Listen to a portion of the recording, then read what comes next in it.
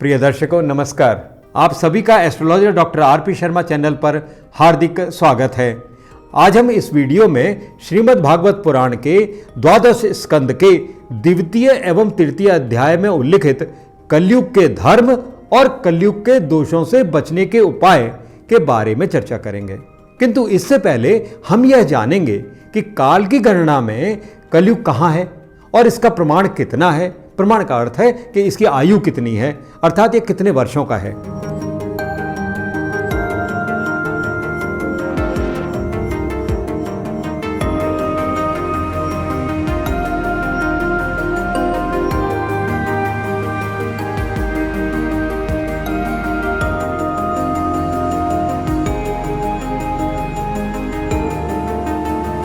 सूर्य सिद्धांत के अनुसार कलयुग की आयु 1200 दिव्य वर्ष बताई गई है। एक दिव्य वर्ष का मान होता है 360 मानव वर्ष। तो यदि हम कलयुग की गणना मानव वर्ष में करें तो कलयुग का प्रमाण 4,32,000 वर्ष आता है। द्वापर युग का प्रमाण इससे दुगना बताया गया है, यानी 8,64,000 वर्ष। त्रेता का प्रमाण इससे 3 गुना बताया गया है, यानी 12,96,000 वर्ष। जबकि सतयुग, जिसको कृतयुग भी कहते हैं, इसका प्रमाण है 4,32,000 वर्ष गुणा 4, यानी कि 17,28,000 वर्ष। और इन चारों को मिलाकर एक महायुग कहा जाता है, जिसकी कुल आयु है यानी कुल प्रमाण है 43,20,000 मानव वर्ष। ये काल की गणना का प्रमाण सूर्य सिद्धांत के प्रथम अध्याय के श्लोक नंबर 16 और 17 से मिलता है, जो आप स्क्रीन पर देख रहे हैं।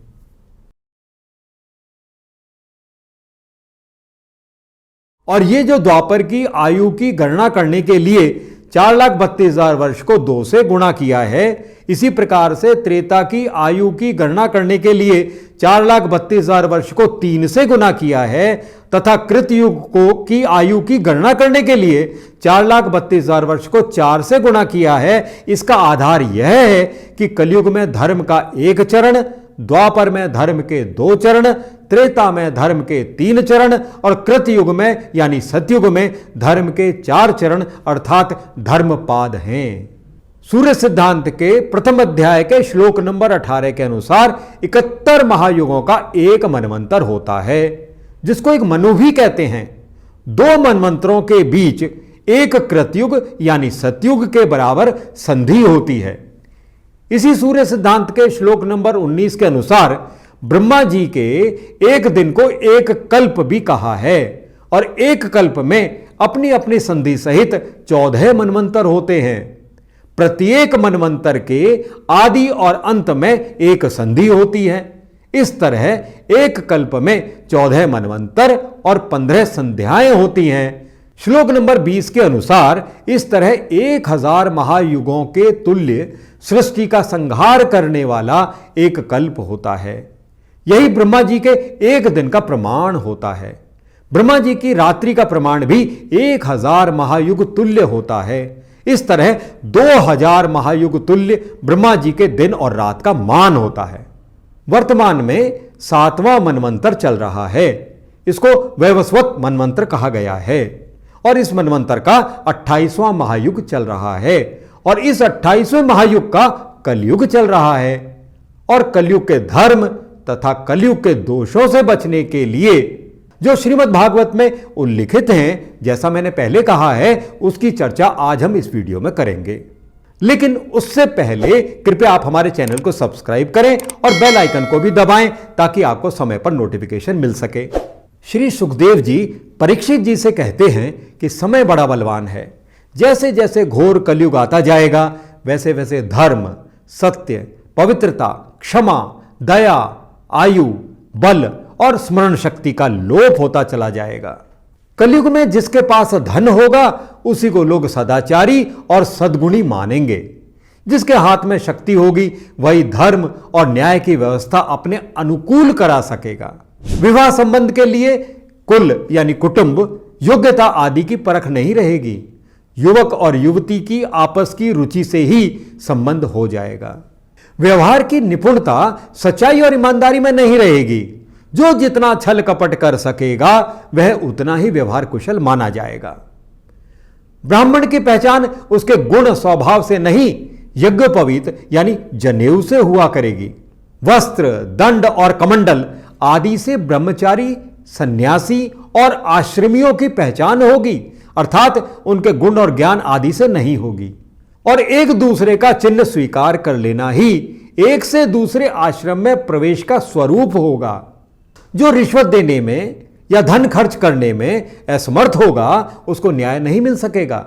जो बोलचाल में जितना चालाक होगा उसे उतना ही बड़ा पंडित माना जाएगा। दोषी होने की एक ही पहचान रहेगी, गरीब होना। जो जितना अधिक दंभ पाखंड कर सकेगा उसे उतना ही बड़ा साधु समझा जाएगा। शादी विवाह के लिए एक दूसरे की स्वीकृति ही पर्याप्त होगी।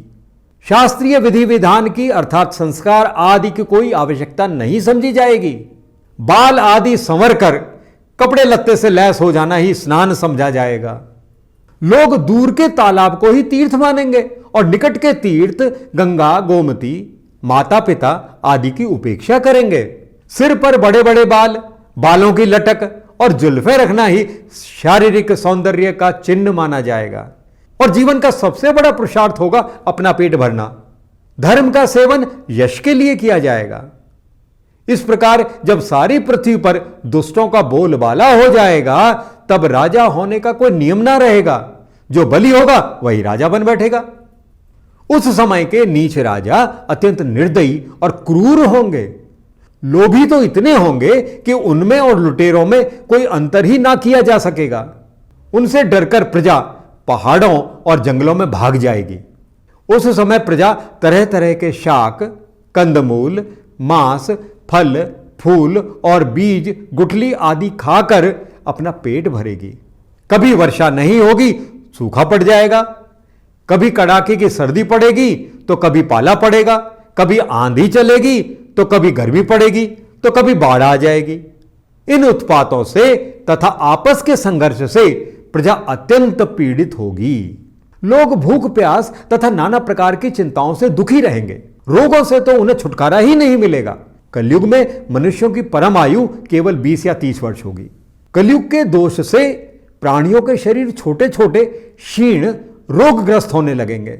धर्म में पाखंड की प्रधानता हो जाएगी।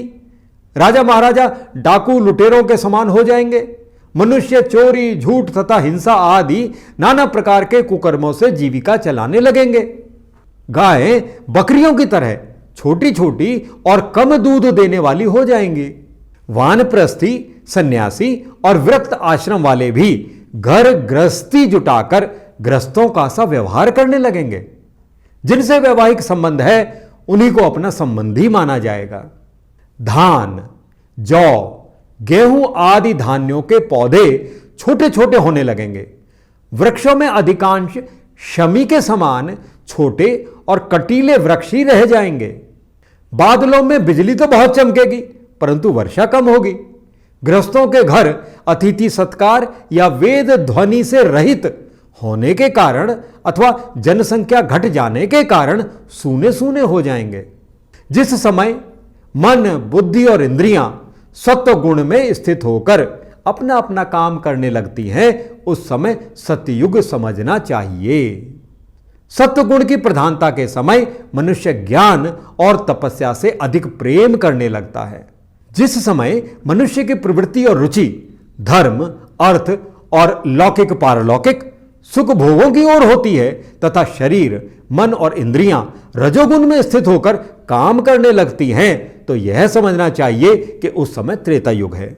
जिस समय लोभ, असंतोष, अभिमान, दंभ और मत्सर आदि दोषों का बोलबाला हो और मनुष्य बड़े उत्साह तथा रुचि के साथ सकाम कर्मों में लगना चाहे उस समय द्वापर युग समझना चाहिए। रजोगुण और तमोगुण की मिश्रित प्रधानता का नाम ही द्वापर युग है। जिस समय झूठ कपट, तंद्रा निद्रा, हिंसा विषाद, शोक मोह, भय और दीनता की प्रधानता हो उसे तमोगुण प्रधान कलयुग समझना चाहिए। जब कलयुग का राज्य होता है तब लोगों की दृष्टि क्षुद्र हो जाती है। सारे देश में गांव गांव में लुटेरों की प्रधानता एवं प्रचुरता हो जाती है। पाखंडी लोग अपने नए नए मत चलाकर मनमाने ढंग से वेदों का तात्पर्य निकालने लगते हैं और इस प्रकार उन्हें कलंकित करते हैं। ब्रह्मचारी लोग ब्रह्मचर्य व्रत से रहित और अपवित्र रहने लगते हैं। गृहस्थ दूसरों को भिक्षा देने के बदले स्वयं भीख मांगने लगते हैं। वानप्रस्थी गांवों में बसने लगते हैं और सन्यासी धन के अत्यंत लोभी अर्थात अर्थ पिशाच हो जाते हैं। व्यापारियों के हृदय अत्यंत क्षुद्र हो जाते हैं, वे धोखाधड़ी करने लगते हैं। स्वामी चाहे सर्वश्रेष्ठ ही क्यों ना हो, जब सेवक लोग देखते हैं कि उसके पास धन दौलत नहीं रही तब उसे छोड़कर भाग जाते हैं। सेवक चाहे कितना ही पुराना क्यों ना हो, परंतु जब वह किसी विपत्ति में पड़ जाता है तब स्वामी उसे छोड़ देते हैं। और तो और जब गाय दूध देना बंद कर देती हैं तब लोग उनका भी परित्याग कर देते हैं। कलयुग के मनुष्य बड़े ही लंपट हो जाते हैं। वे विषय वासना के वशीभूत होकर इतने दीन हो जाते हैं कि माता पिता, भाई बंधु और मित्रों को भी छोड़कर केवल अपनी साली और सालों से ही सलाह लेने लगते हैं। जिन्हें धर्म का रत्ती भर भी ज्ञान नहीं है, वे ऊंचे सिंहासन पर विराजमान होकर धर्म का उपदेश करने लगते हैं। कलयुग की प्रजा सूखा पड़ने के कारण अत्यंत भयभीत और आतुर हो जाती है। लोगों की आकृति, प्रकृति और चेष्टाएं पिशाचों की सी हो जाती है। कलयुग में लोग अधिक धन की तो बात ही क्या, कुछ कौड़ियों के लिए भी आपस में वैर विरोध करने लगते हैं और बहुत दिनों के सद्भाव और मित्रता को भी तिलांजलि दे देते हैं। इतना ही नहीं, वे धन के लिए अपने सगे संबंधियों तक की हत्या कर बैठते हैं और अपने प्रिय प्राणों से भी हाथ धो बैठते हैं। कलयुग के दोषों से बचने के लिए श्री सुखदेव जी ने परीक्षित को कहा कि मनुष्य मरने के बाद आतुरता की स्थिति में अथवा गिरते तथा फिसलते समय विवश होकर भी यदि भगवान के किसी एक नाम का उच्चारण कर ले तो उसके सारे कर्म बंधन छिन्न भिन्न हो जाते हैं और उसे उत्तम से उत्तम गति प्राप्त होती है।